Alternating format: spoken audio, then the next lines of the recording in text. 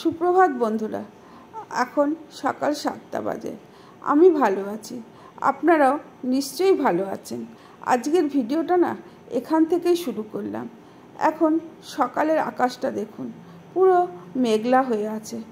চিনিকে আজকে সকালেই স্নান করিয়ে দিয়েছি।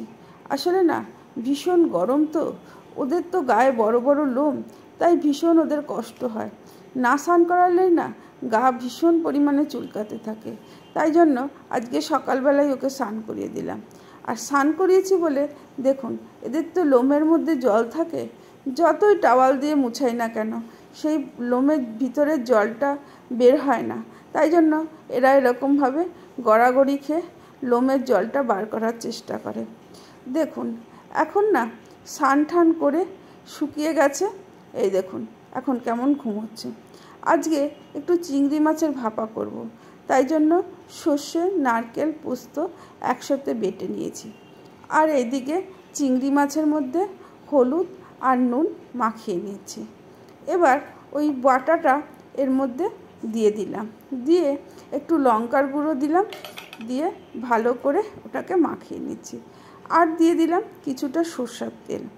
এবার চিংড়ি মাছটাকে ভালো করে মাখিয়ে তার মধ্যে কয়েকটা কাঁচা লঙ্কা দিলাম, দিয়ে টিফিন বক্সটাকে বন্ধ করে এবার একটা কড়াইতে জল দিয়ে টিফিন বক্সটাকে বসিয়ে তার উপরে একটা ভারী কিছু দিয়ে চাপা দিয়ে দিলাম। আঁচটা না খুব বেশি হিটে দিলাম না, অল্প হিটে দিলাম। এদিকে দেখুন মেয়েকে নিতে চলে এসেছি। এবার মেয়েকে নিয়ে ফিরতে হবে।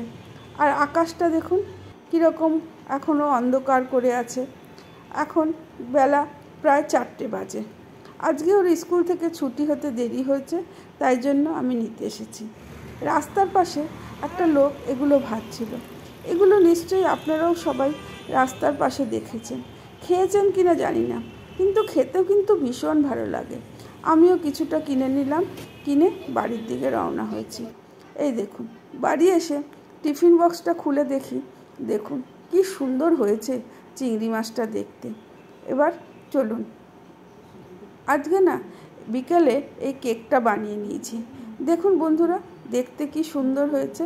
বন্ধুরা এই ভিডিওটা এখানে শেষ করলাম।